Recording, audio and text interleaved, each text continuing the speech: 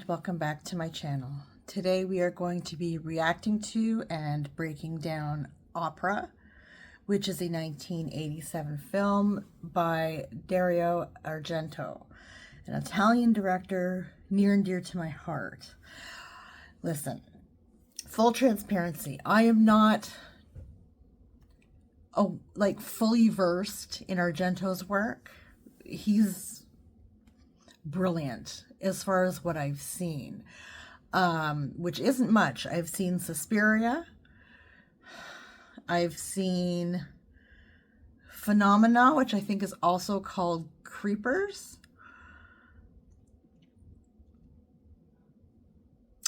and then today I watched Opera. So, and I think that's all. Oh, I did do an Argento film on this channel once before. It was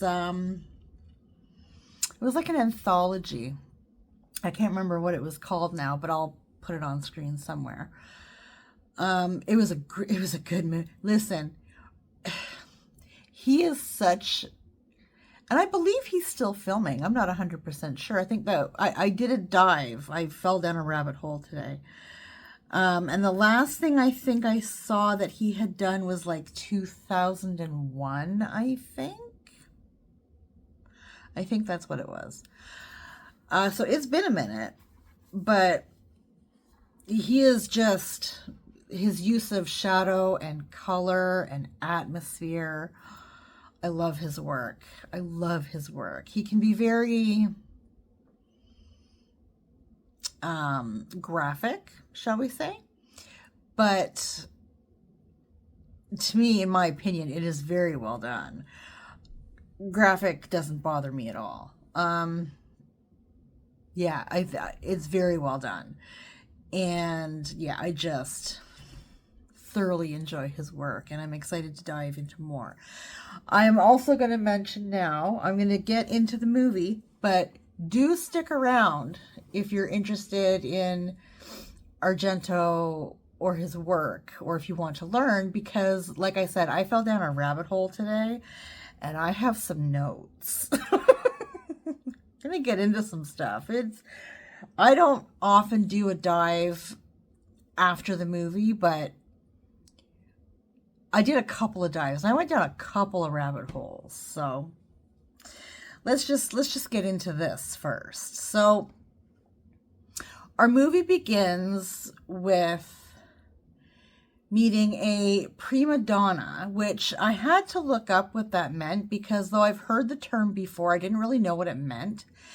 And what it actually means is the leading female singer in the opera company, the person who has the prime roles would be given to. I did not know that, so good to know. So we meet our prima donna, Mara. I cannot pronounce the last name. As she storms out of a dress rehearsal for Verdi's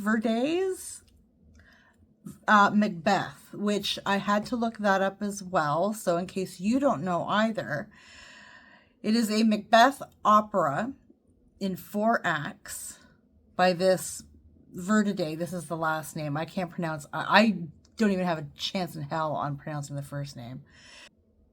But it's an opera with 4 acts by this man. It's based on Shakespeare's play of the same name. Long story short, it's based on Shakespeare's play of the same name.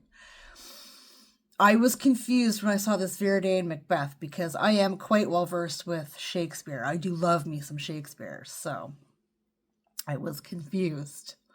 Anyways, our leading lady is dashing from the opera hall, aggravated by live ravens, which are on stage, as well as being aggravated by the director, Marco, who is predominantly a horror movie director. Like, imagine your favorite horror movie director, Clive Barker, let's say, because he is awesome too. visually stunning. Imagine Clive Barker. Okay, we're talking Nightbreed, we're talking Hellraiser, okay? Lord of Illusions, I think he did. Imagine that on a big, like, opera stage, an operatic version of all that. Like, just imagine. Holy shit. I would totally go see that. Mara is injured by a passing car. She's ushering herself away from the opera house. And the role of Lady Macbeth is then given to her slightly apprehensive understudy, Betty, who we do learn her mother is deceased, and she, her mother, was an opera singer as well. After much reassurance from her agent, Mira, Marco, the director, and her stage manager, kind of boyfriend, Stefano, Betty's performance is successful. Meanwhile, a stagehand discovers an intruder watching the opera from a balcony box reserved for personnel and is murdered by being impaled on a coat hook. And as that happens, of course, one of the big lights falls and it causes like an interruption and everything stops, of course, right? Because big crash and whatever. But the director's like, keep going, it's fine. It's just a technical error, it's fine, keep going. And they do. And she kills it. Betty absolutely kills the part. Once all is said and done, and Betty returns to her backstage area, she receives a poison pen letter from a very resentful Mara. That night, a masked figure breaks into the opera house and slashes Betty's costume and sews a gold bracelet onto it. The figure is attacked by the ravens and kills 3 of the birds. Betty spends the night with Stefano at his wealthy uncle's unoccupied residence. Stefano is sympathetic about Betty's intimacy issues, shall we say? She gets tense, apparently. She needs to relax, needs to learn to chill. When he goes to make tea, a masked figure suddenly gags Betty and binds her, tapes needles under her eyes. My eyes water just thinking about it. I hated watching the scene. I hated it. And forces her to watch as Stefano is stabbed to death. Now, there is no way under God that the YouTubes will allow me to show you this scene, but let me just tell you, it is so good. It is so good. Oh my God, the practical effects. Oh, I loved it. I loved it so much. He stabs him right under the chin. And when he screams, the camera zooms in and you can see the knife coming between like his cheek and his tongue. And the light shining off of the blade. Like it is so well shot. Oh my God. I love Argento. The killer gropes Betty, claiming that she is turned on. And then loosens her bonds and flees. He's such a tease, this guy. Betty reports the murder. She leaves the scene, goes to the first phone booth she can find, and reports the murder, right? She does not give her name to the police. Marco just kind of comes out of nowhere, the director, just driving around, happenstances right by her, like almost runs her over. And he takes her home, where she describes the whole ordeal and says that the masked killer resembled a figure in her childhood nightmares. So Betty kind of has this nightmare that we see bits and pieces of maybe 3 or 4 times throughout the movie. It's not excessive or anything. Actually, I kind of wish they had shown, if not more often, than longer clips, because I found it kind of hard to follow. But it's basically like a vision of like her mom and these winding stairs. There's the shot of going backwards up the stairs, this really winding cement staircase. It actually made me dizzy watching it. I almost had to go take a gravel. Like, honestly, it really set me back. I don't do well with motion. And she's tied up and she sees this masked figure. We know her mother's dead, but we don't know what's happened to her, right? But she just has this reoccurring dream of this masked figure and her mom's tied up, and we don't know what the fuck, right? So Inspector Allen questions the opera staff about Stefano's murder and the Raven attack. Inspector Allen, I believe we met him earlier after the show that she did. There was an inspector who didn't identify himself as an inspector originally, just that he was a fan or whatever, gave her a little flower and she signed him a little autograph. And then somebody else came up and said inspector, and she was like, ah, yes, so you're a cop, you're not really a fan, like that kind of thing, right? And they were like, why is he here? Because like the whole thing with the guy being killed up in the balcony, like literally just happened. How can the cops be there that quick? Right? So he's there. I believe that this is Alan, who is now questioning about Stefano's murder and the bird attack. Betty later meets with a seamstress, Julia, to mend her costume, the one that the killer sliced up and whatever. The killer reappears and restrains Betty in the same manner that he had before, right down to the things on the eyes. He's got a thing with needles around the eyes. I don't like it. The masked man then stabs Julia, who has swallowed the bracelet, and the killer cuts her throat open to retrieve the bracelet. And then, again, taunts Betty with the great big scissors from the costume department. Great big things.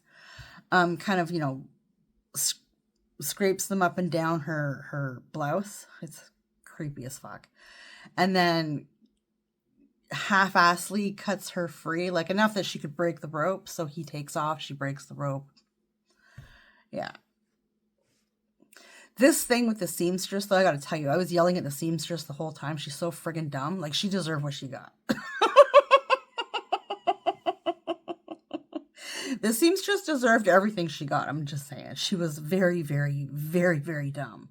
Alan promises to send Betty his assistant, Daniel, his partner, to her apartment building for her protection. Betty admits a man that she presumes is Daniel, right? So she goes and puts eye drops in her eyes, and it makes her eyes all fuzzy. She can't really see anything. I do eye drops all the time. That never happens. But I also didn't have needles in my... like, this has happened to her twice now. Like, her eyes or eyelids have been through it. So, but she presumes that the man she lets in is this Daniel guy, right? But Myra arrives because Betty had called her and was like, bitch, we gotta talk. There is fuck shit afoot. So she arrives and says that she spoke to a different man claiming to be Daniel down in the lobby. Betty and Mira hide a while, and the man takes a phone call because, I mean, he was sitting in her living room having a smoke, for Christ's sake. Like, ugh. And then exits the apartment. Not long afterward, someone comes claiming to be Daniel, requesting entry again. Mira's not having any of it. She's like, nope, you're not coming in. I need to see ID. I need to see proof. He's like, here's my gun. She's like, yeah, no, that's not going to do it. He shows his badge, and she's like, nah, that can be faked, blah, blah, blah. And she's all the while got her face pressed up against the door. The key, the eye hole lookout thingy.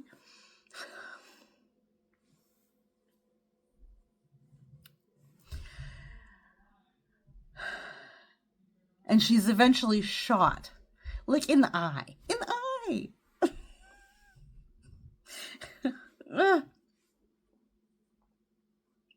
While trying to verify the identity of the figure outside the door.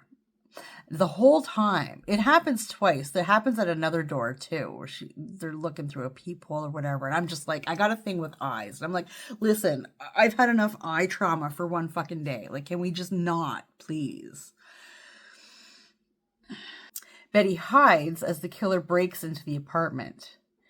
She encounters the real mortally wounded Daniel, who re-entered the apartment and was stabbed by the killer and escaped through the ventilation system.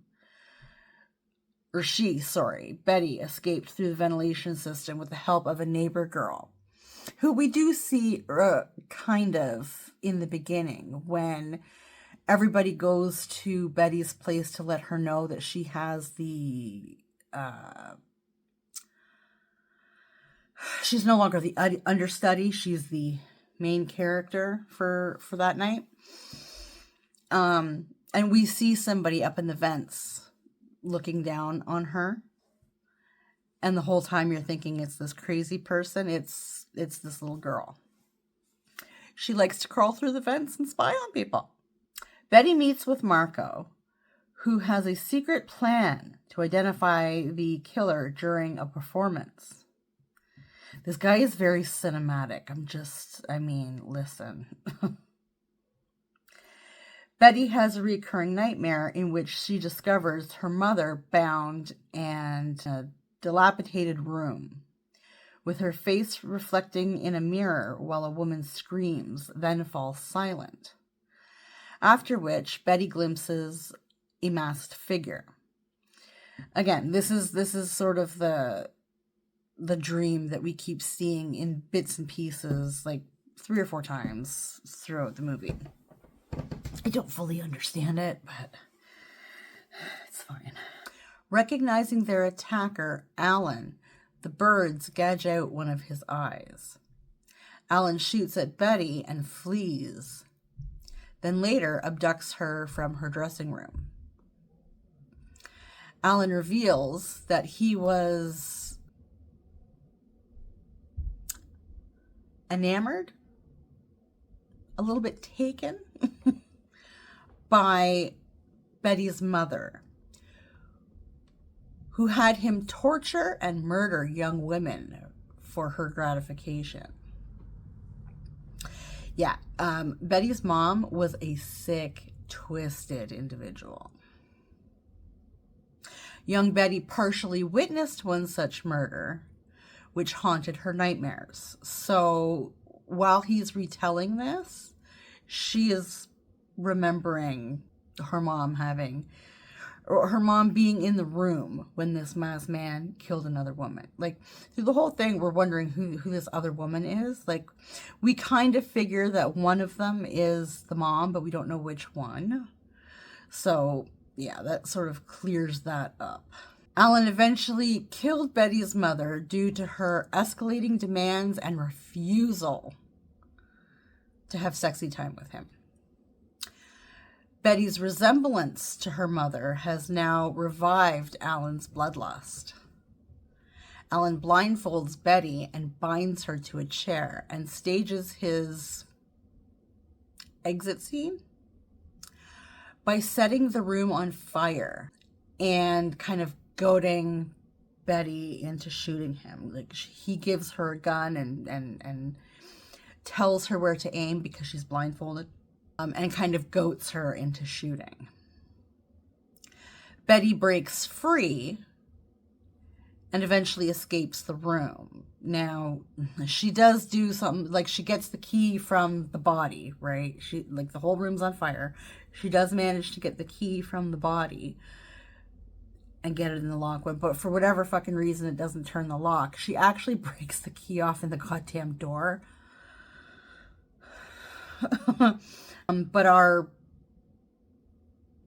director breaks the door down and gets her free. Betty and Marco, the director, sort of run away to Marco's house in the Swiss Alps. It's beautiful, beautiful. The scenery is absolutely marvelous. And they're there to plan another opera. Marco sees a news broadcast indicating that a mannequin, not Alan, was burned in the fire, and that the manhunt is now underway for Alan. He discovers that his housekeeper has been murdered and shouts for Betty to run. Betty does run from the house, pursued by Alan. Marco tackles him. Marco doesn't just tackle him. Marco tackles him and does a full-on, like, somersault. Like, just, it is so dramatic. It was the best thing I've ever seen. It was great. And it works because he's a horror director, and it's just if they hadn't thrown that in there, like the horror director thing, right? And then this is just such a dramatic tackle. Like, it would be stupid in any other context, but in my opinion, just because they happen to have him as this dramatic horror director anyway, I mean, it's perfect. He tackles him only to be stabbed to death. And listen, Betty just kind of stands there and lets the shit happen. Like, Betty is a trash human being. Good God.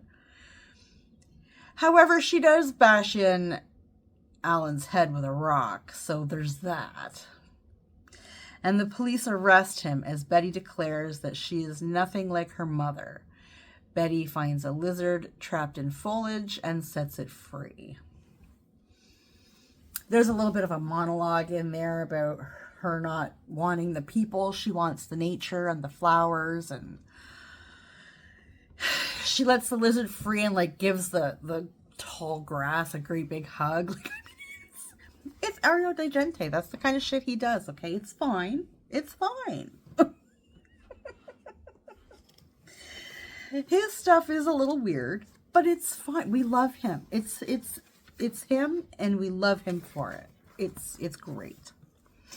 Now, I thoroughly enjoyed this movie. I really, really did. I have not seen anything that this man has done that I haven't loved. Just, there are plot holes, always. Huge ones. The acting is meh.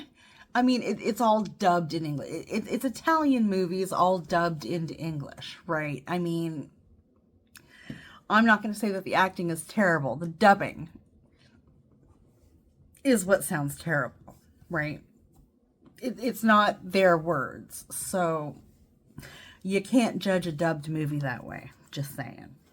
But I thoroughly enjoyed it. The atmosphere that he builds throughout this movie is fantastic. It always is. Now, a few things that I dug into for this movie, okay?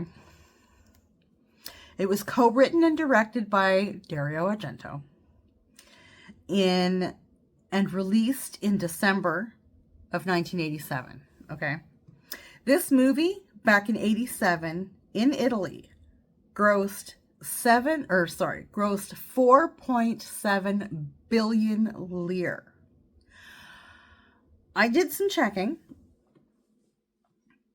And that same 4.7 billion lire in USD back in 87 would be $3.6 million. And in good old Canada, it would have been equal to $4.8 million. Listen.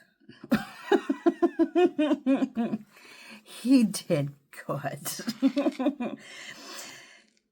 Of course, it was a huge commercial success in Italy, but only had a minor regional theatrical release in the US in 1990, after Orion Pictures dropped its planned American distribution. Orion Pictures? Okay. I don't know what the reason was, and I don't care. That was not cool. Not cool at all. Now, if you're going to discuss a Dario Argento film, you simply must discuss the score, okay? Because it's not something I normally pay a whole lot of attention to, but in an Argento film, the score is at least 85, if not 90% of the feel of the movie. It very much contributes to the whole vibe, okay? And Argento is known for collabing a lot with a band called Goblin, which is the second rabbit hole I fell down today. These guys are fantastic, and to the best of my knowledge, they are still playing. They've gone under a barrage of names. Let's me flip over here. So they were formed in 1972. From 1972 until 75, they were known as Oliver. I'm so glad they changed it. So, Goblin has been in, like I said, several Argento movies. Namely, this one, Opera. Phenomena in 85.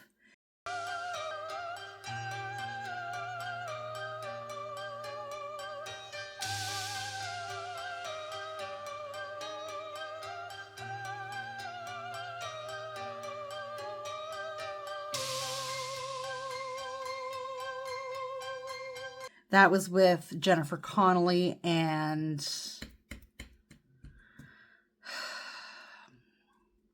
Dr. Loomis. Can't remember. Donald Pleasant. They did music for Suspiria.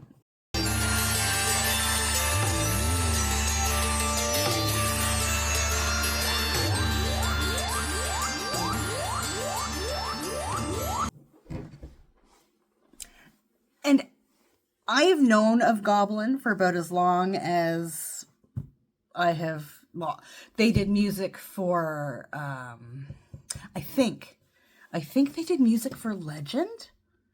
Hang on.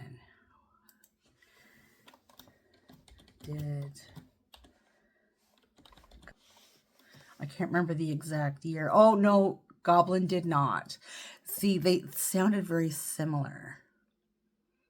But no, they did not. Yeah, it was Jerry Goldsmith. And then there was another version of that for another... Anyway, it doesn't matter.